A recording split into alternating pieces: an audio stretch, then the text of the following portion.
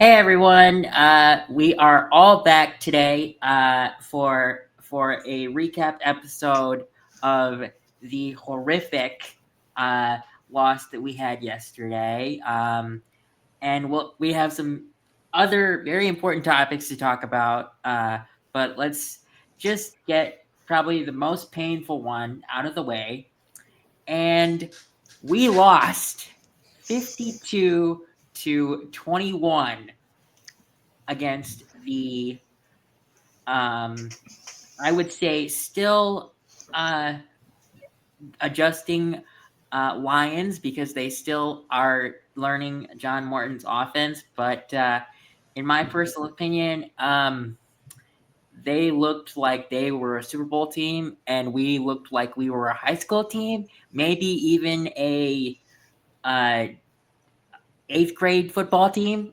yesterday. It looked that bad.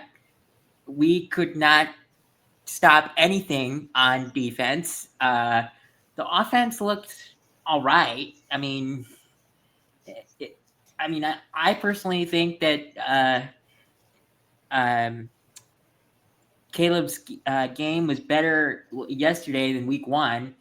Not maybe not in terms of stats, but in terms of uh, maybe like comfortableness. That's what I think.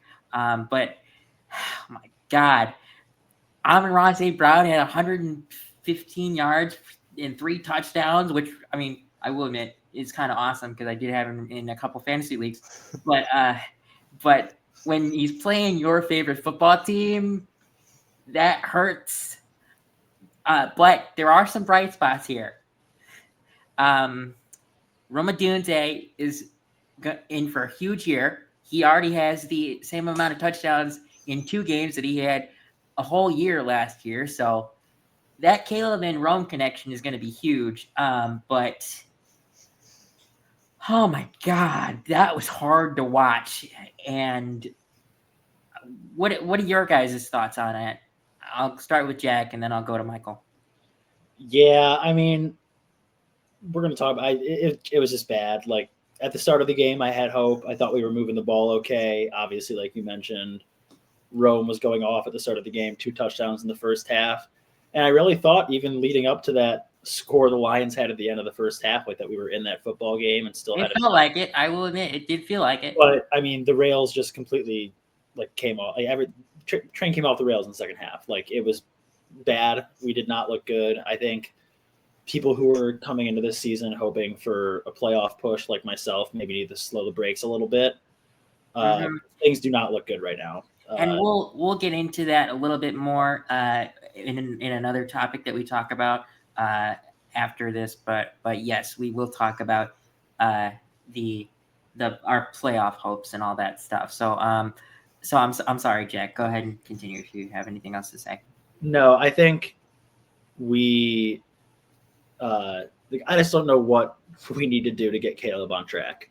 Like, it's year two. Obviously, quarterbacks go through sophomore slumps, uh, but there's too much talent there to not have this be going a little bit better. So I think I really hope it gets better soon. That's all I got to say. I don't know. I'm trying to find the words to describe what happened on Sunday, but it was just so bad. Yeah, it's hard to think of anything positive to say.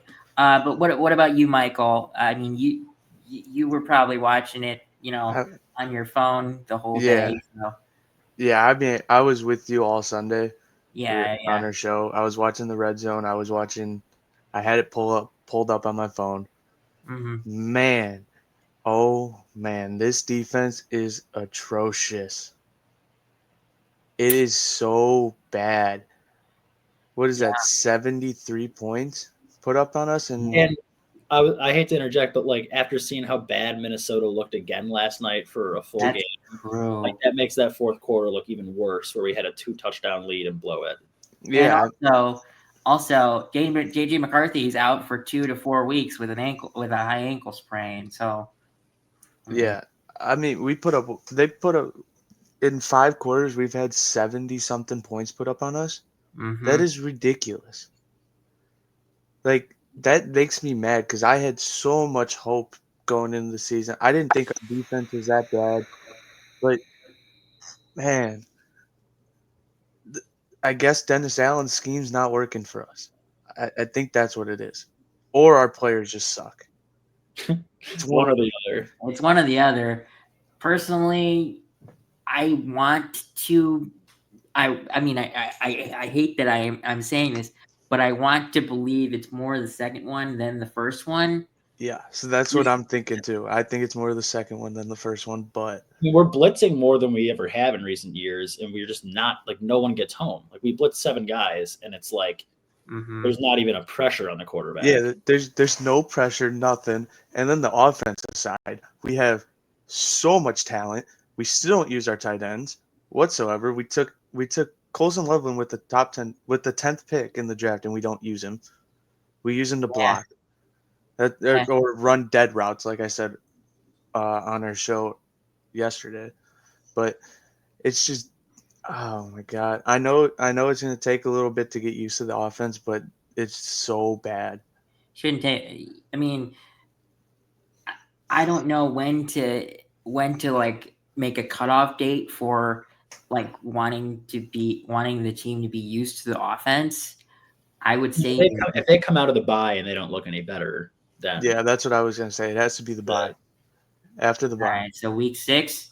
yeah, like if they don't come out looking good by week 6 or before that, then I think it's. I mean, we'll get into it later, but I think that is the worry. Yeah. So our next time, I mean, I don't really want to or have anything else to say about this game. So let's just get into the other depressing parts of this podcast, because we're Bears fans until we start winning. Every podcast in a way is going to be somewhat depressive. But Jalen Johnson is out. They say indefinitely, but I've also read for most likely the rest of this season, which means, I mean, unless we make a huge playoff push, which right now that seems utterly impossible. If it's not, I mean, we're probably gonna be, hopefully 9-8 and a first round exit would be my guess. So I mean, at least someone here is still hopeful. Yeah, I was gonna say 9. 9-8 is nice. That would be so nice. I see 5-12 again. Yeah, I just don't know if I see 9 wins in the schedule with who we got to go up against. No. I don't. I'm being hopeful. I don't think it's gonna happen, but we'll see. It's Ben Johnson did say it's not related to his groin injury. It is something different, but I don't know. Like, he didn't disclose. They're still trying to figure out what it is and the extent of the injury. So, not really anything to update you besides the fact that he's not going to be playing for a while. So I would say that topic is pretty much over and done with. I mean, this sucks because our corners outside of Jalen have looked really bad. Yeah. We need Gordon back, and I mean, I know he's not gonna be number one corner, but he'd help out a lot. But with a hamstring injury, that's a really lingering injury. We'll see if he practices. They start practicing. I think Tuesday or Wednesday. So hopefully he'll be limited and maybe see some playing time next Sunday against the Cowboys. But at the same time, I mean, if he can't go, just sit him until the bye, because you'd rather have him fully healthy than 85% and possibly getting a long-term injury. So I mean, do you guys have anything to say about that? No, I think you hit the nail on the head. Like our corner depth is just bad. Should have been addressed this offseason, most likely, but Mm-hmm. it wasn't. So kind of just got to roll with what we got. Maybe pick someone up off someone's practice squad and go from there. But I mean, it's going to be tough to blitz like Dennis Allen likes when the secondary can't hold up for very long. Yeah, Michael, Yeah, anything? yeah, you hit it right on the knot. I really got nothing else to say. Just we need to be healthy. Yeah, but it's not looking good so far. So the next topic is really more of a question instead of a topic. I mean, is it time to panic for some things? Probably. I mean, I would say that you might want to try and get your rookies in there a little bit more, including Loveland and Burden, because I mean, not everyone looks like they're trying. And I mean, the thing though is, I read this on Instagram or Twitter earlier this morning. When Dan Campbell came into the Lions job, they started out, uh, oh God, what was it, like 15 and no, it wasn't that bad, but they I started out really bad, and then when Ben Johnson took over play calling, they were 1-6, and then the offense got rolling. So I mean, I don't know if it's necessarily time to panic on these things. We need to work things out, but we also might need to have a Dan Campbell type of season to figure out who is willing to practice hard and who's willing to want to be here compared to who doesn't want to be here. And I don't know, that's my take on this topic. What are your guys' thoughts, Michael? I personally, the only thing I don't think you panic with anyone. It's just working in. You have to start working stuff out. The only thing that we have to panic on is the holding, offside stuff like that. Our O line. That's like the only thing I think we have to panic on because that's been a problem for A man while, a so while. long. Yeah, like that's the only thing that you got to panic on. You got to panic that, or hopefully your O line starts not causing Caleb to do a 1st and 20 and stuff like that. Because Caleb, I know his stats don't look as good, but he is not playing as bad as the team looks. No, he's not. He's not. I mean, when you compare his rookie year to his second year, he has almost he has almost double the yards passing, Mhm. Well, he and also had that clunker to start last year against Tennessee. Yeah, didn't he have like every 85 every yards or whatever? every first overall draft pick pretty much always has a clunker to start. I mean, Cam Ward had it. Well, He no, but that's what I'm saying. Like, sure, he's looked a little bit better, but like double the yards doesn't mean that much when like one of his games that we're comparing it to, he had less than 100 passing yards. Like, it's not that hard. Okay, that's fair. That's fair. But I mean, one thing that's really awesome is he does have a. I mean, he honestly should have a 3-0 uh, interception or TD to interception ratio, but he doesn't throw the ball out of bounds. So Well, that he, was, I mean, yeah, that was probably the worst interception I've seen. Like, Yeah.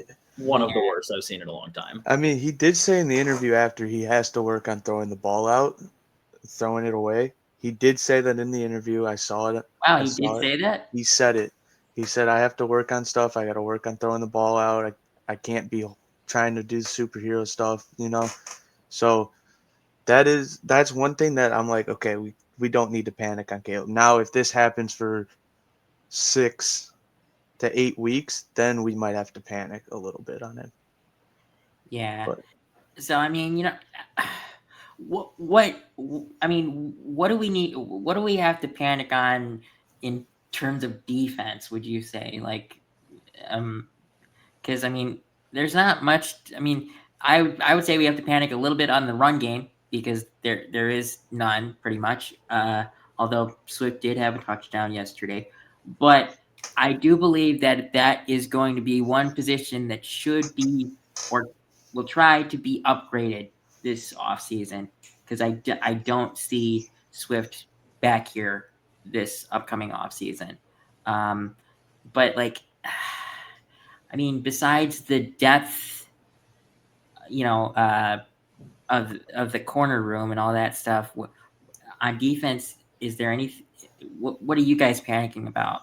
I mean, I just think the fact that our edge rushers aren't producing. Like we are paying a lot of money to Montez Sweat. Mm-hmm. We signed Dio this offseason.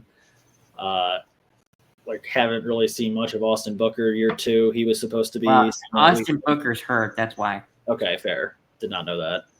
Anyways, I don't know. I hate to be. I don't know if you guys know the movie Major League. You know how they have like I know it. The running parallel where they got the fans in the outfield. Like I hate. I'm trying to stop myself from being that one Indians fan who's like just completely gives up on the team and whatnot. But when you ask like is it time to panic? No, but like it's getting close. Like if we don't start seeing improvement, like that's you can't control at the end of the day like whether you win or lose, but you can get better week over week and like show that. So pretty much rock bottom right now. So hopefully we don't. But as Bears fans, it always feels like we are at rock bottom. So yeah, we got the off season to be happy about. Well, to be honest with you, man, I would one day love to just be happy about the season. I hope that's soon, but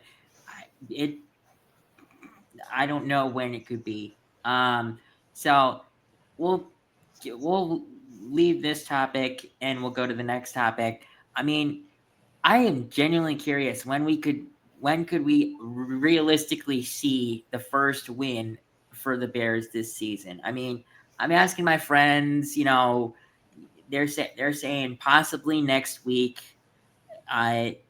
possibly the week after that if we don't, but I don't know, man. I mean, as much as it pains me to say this, I don't know if we win a game until I actually go see them play, which is week 7 of the season. I go see them against the Saints, and I only say that we win that game because of the fact that Spencer Rattler is crap.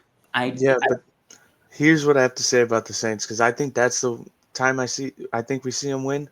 The Saints have been putting up points. Yeah, and they've been stopping. They've been competitive. Like every game has they lost to the Cardinals off of bad throws by 7 point or a touchdown.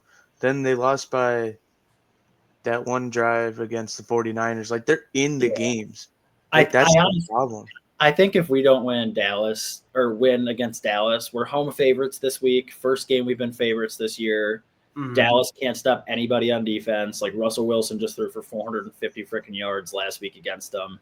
If we don't win against Dallas, like I would not be confident going into Vegas the next week. Obviously would not be confident depending on Jaden Daniels' injury right now. I don't know how long that's going to be lingering for. Right. Going into I think it's 1 to 2 weeks. Yeah, so he'll be healthy by then. Like I just don't.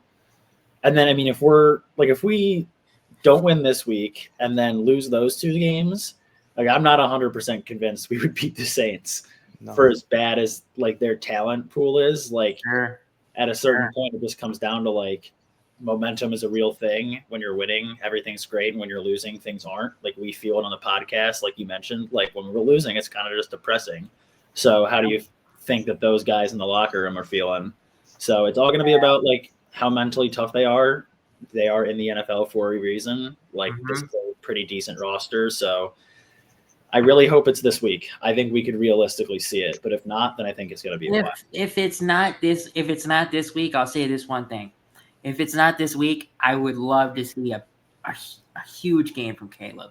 Though, if he could get, I mean, this was his old coach. He has to know how to beat his defense which I mean should help us win. But like my question is, yes, our offense could possibly keep us in the game, but can our defense stop guys like CeeDee Lamb? I can't believe I'm saying this, but can whoever is in the corner room stop guys like George Pickens,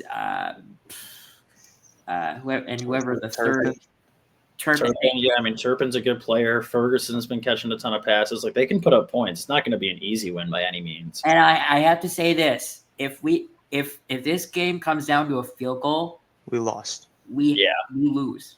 Well, we're at a stark disadvantage. Just in, like Aubrey can kick it from 60+ yards. Santos is like struggling to get it in. 50. Yeah, like it's just whatever. Yeah, it's we honestly should just be used to this at this point. But I'm hoping it's against the Cowboys because that would put that would make me feel a little better. Give it to our old coach a little bit. Saying like, we're not much better than you, but we at least beat you. But that's. I want it to be against the Cowboys, but I could see it going the opposite way. I don't know when to be happy is my statement. So this one is a big question. So, I think that Ben Johnson really had a lot more of roster say this past draft than people think. And I really think that he is actually, I think the trade deadline is what, week 9 now, something like that.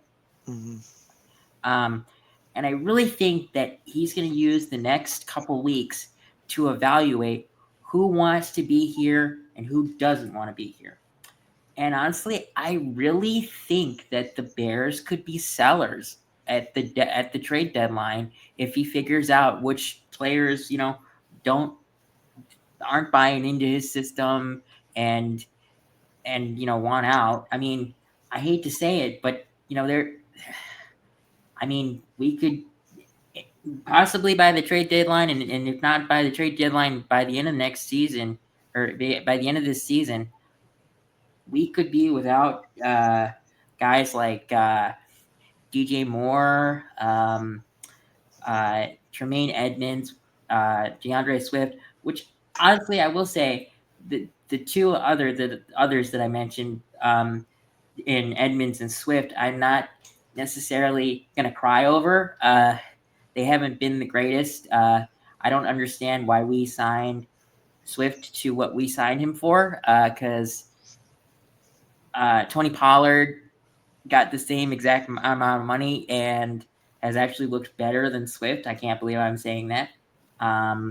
But I mean, and you probably you might see them deal or let go of Montez Sweat. I don't think they will, though, with his contract, which I will say I'm also a little surprised with DJ's contract as well, but I don't know. Ben Johnson might want to just say, hey, these guys aren't buying into my system. Let me get some draft picks for them and try to get guys that would fit in my system. What are your guys' thoughts about that? Jack, and then I'll go to Michael.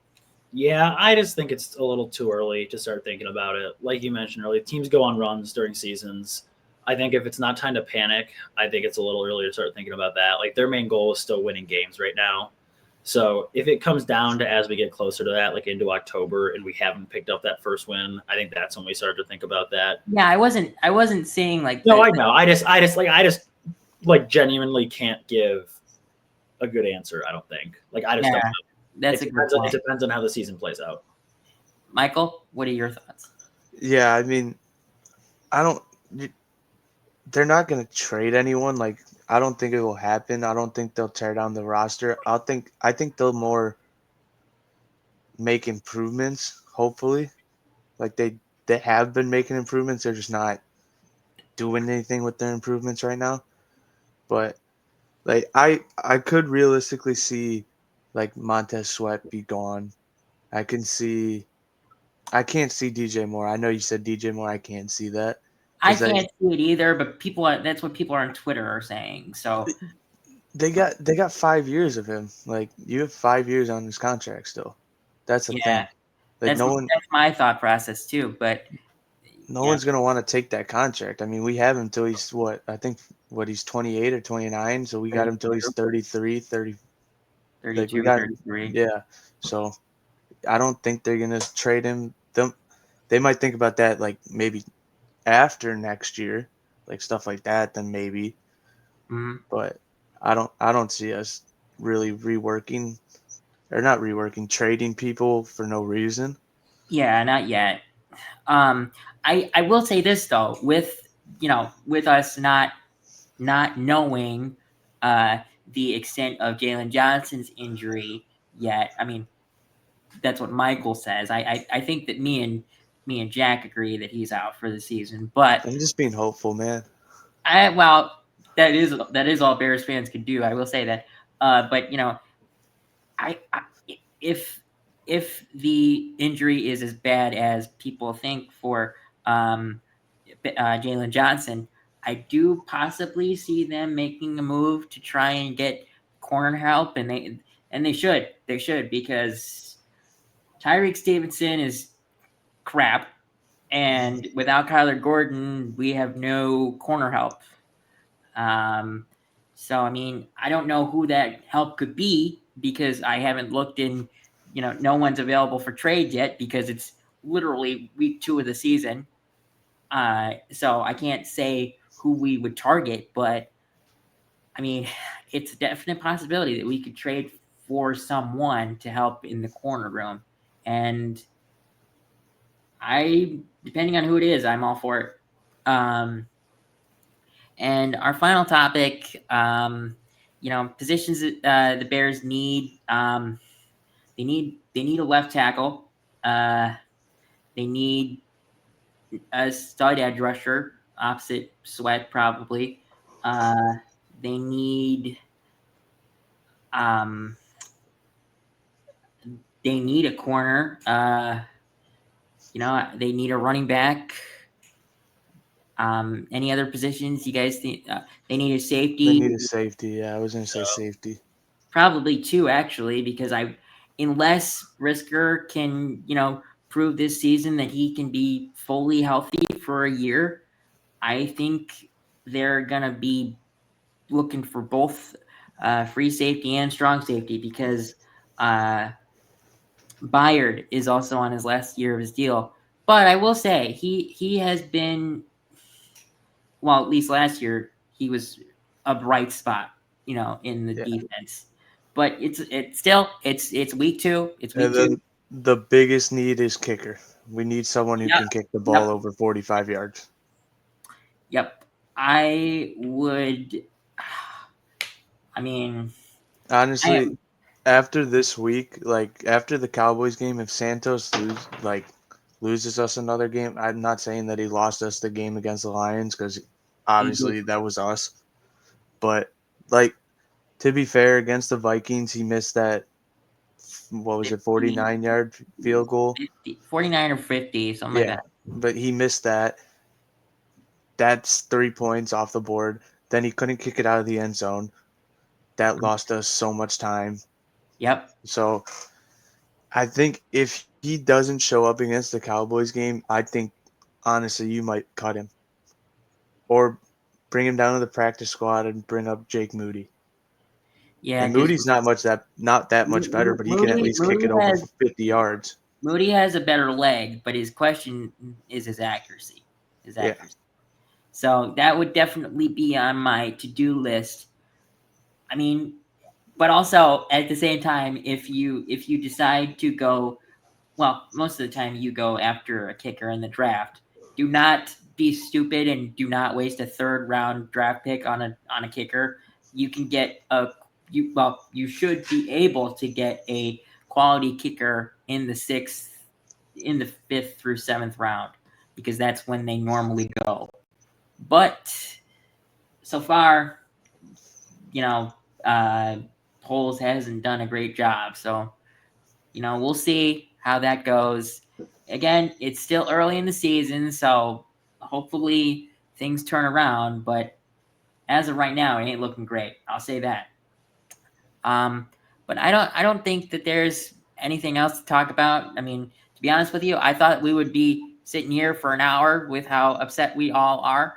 But I think that since we are so depressed, we went through each topic pretty quickly. And to be honest with you, I'm okay with that because we just need to move on. We just need to move on. It's gonna be a rough season, but hopefully we can turn it around. So, you guys got anything else to say? Nope. No, I'm just ready to go watch football. Yeah, same here. I got Nico Collins and Justin Herbert to outscore Ashton Genty and Quentin Johnston by 6 points. I need Ladd and Emeka to outscore Nico Collins by 8 points. So, well, you better hope that they combine for like 58 points or something because Nico's going off. Hey, you think so? Okay. Well, Okay. I hope so. I wish you guys luck. I mean, I've got. Well, if he plays, I got Bowers tonight for one league, but I have also already won in that league, so it doesn't really matter.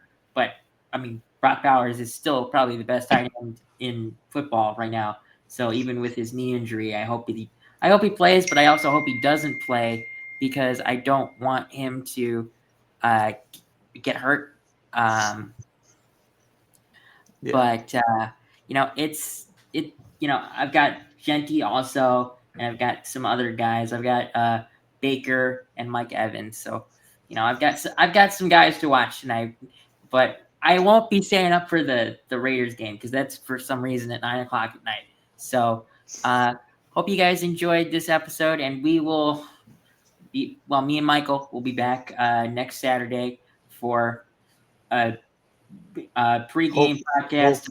Pregame podcast of the Bears versus Cowboys game. So we'll see you then, and then Jack, we'll see you next Monday, hopefully. So see everybody. Right.